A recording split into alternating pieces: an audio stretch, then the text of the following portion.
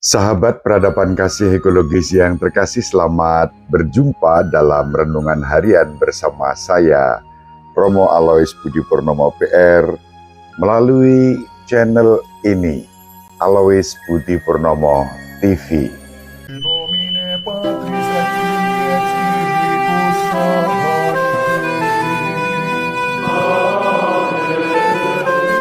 Dominus vobiscum. Sahabat peradaban kasih ekologis yang terkasih, mari kita awali perjumpaan kita dengan bersatu di dalam doa. Allah Bapa yang Maha Pengasih dan Penyayang, syukur bagimu atas Yesus Kristus yang Kau anugerahkan kepada kami, Putramu sendiri yang menjadi manusia untuk menyembuhkan dan menyelamatkan kami. Bukalah hati kami, agar kami semakin berkobar di dalam menyalakan api iman, harapan, dan kasih kepadanya dan kepada sesama serta alam semesta ini, hingga kami menjadi tanda damai sejahtera bagi semua orang, kini dan sepanjang segala masa. Amin. Sahabat peradaban kasih ekologis yang terkasih, mari kita baca Injil Yohanes bab 5 ayat 1 sampai 3a, dilanjutkan ayat 5 sampai 16. Pada hari raya orang Yahudi, Yesus berangkat ke Yerusalem. Di Yerusalem dekat pintu gerbang domba ada sebuah kolam yang dalam bahasa Ibrani disebut Betesda.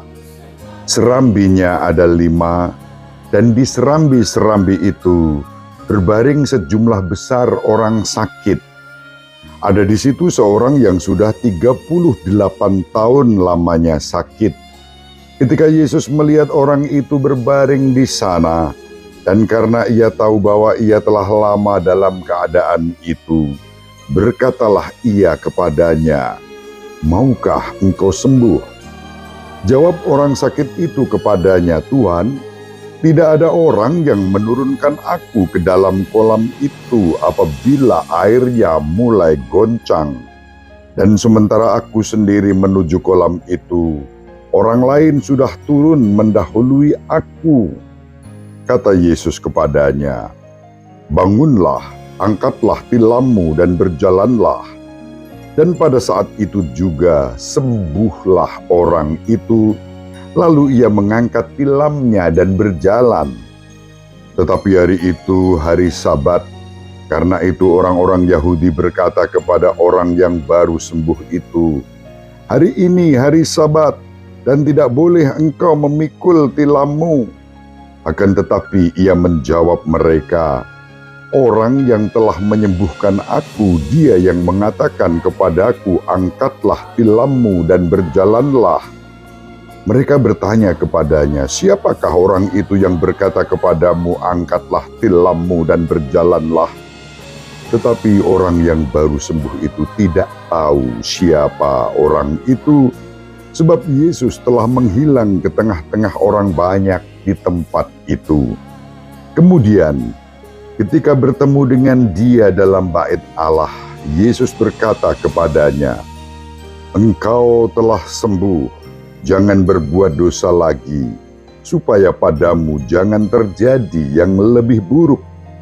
Orang itu keluar, lalu menceritakan kepada orang-orang Yahudi bahwa Yesuslah yang telah menyembuhkan dia. Dan karena itu, orang-orang Yahudi berusaha menganiaya Yesus karena ia melakukan hal-hal itu pada hari Sabat. Demikianlah sabda Tuhan. Terpujilah Kristus.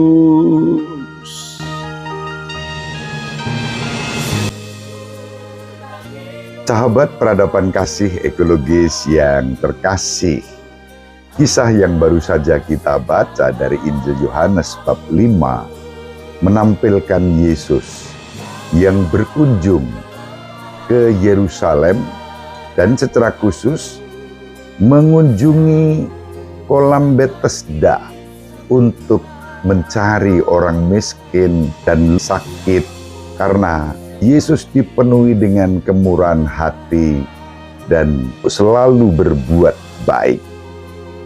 Di kolam itu, Yesus menemukan seorang pria yang telah sakit selama 38 tahun.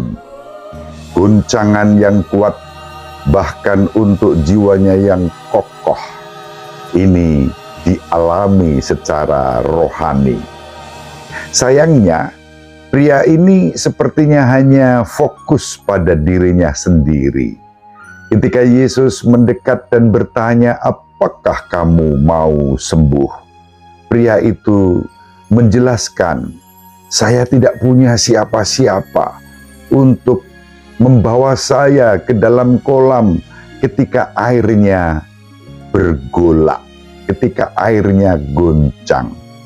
Sahabat peradaban kasih ekologis yang terkasih, pada waktu itu diyakini kolam Bethesda ini setiap kali mengalami gelombang, lalu orang pertama yang masuk ke dalam kolam itu apapun sakit penyakitnya sembuh.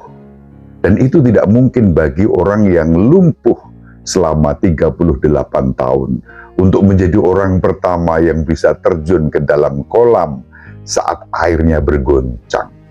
Itulah yang berkecamuk dalam dirinya ketika Yesus menawarkan kesembuhan kepadanya.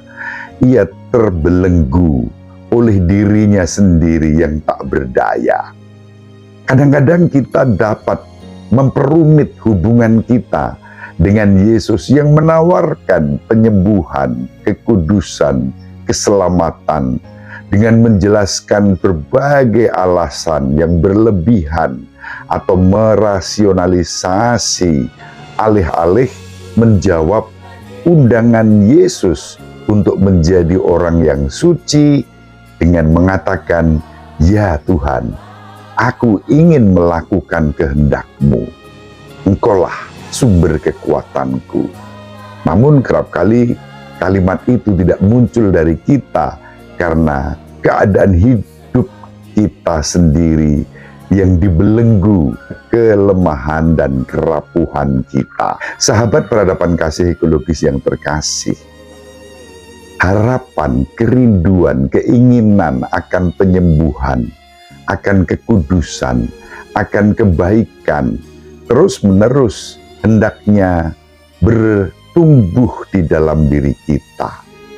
Untuk itu kita harus melepaskan belenggu dari rasa mengasihani diri sendiri seperti orang sakit tadi.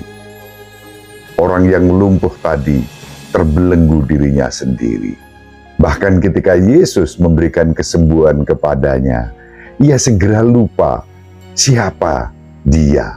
Dan ketika ditanya, "Mengapa kamu mengangkat tilammu pada hari Sabat?" Dia hanya menjawab, "Orang yang menyembuhkan aku, yang menyuruh aku."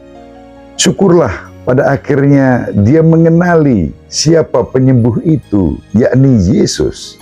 Dan akhirnya ia mengungkapkan identitas Yesus kepada orang Farisi sebagai orang yang bertanggung jawab, sehingga dia pun melanggar hari Sabat dengan mengangkat tilamnya.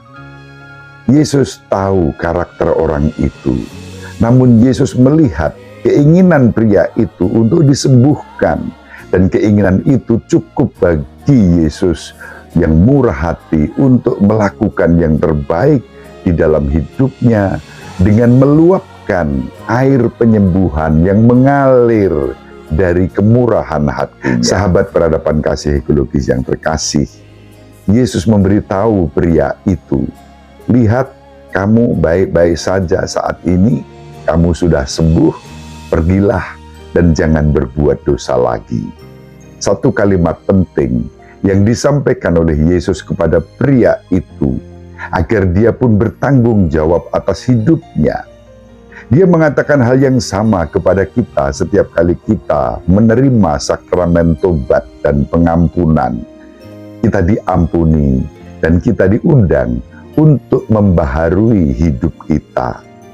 Sahabat peradaban kasih ekologis yang terkasih, Kristus menghendaki pertobatan total dari diri kita dan rahmat pengakuan pengampunan adalah yang kita butuhkan untuk tidak berbuat dosa lagi dan berserah kepada Kristus.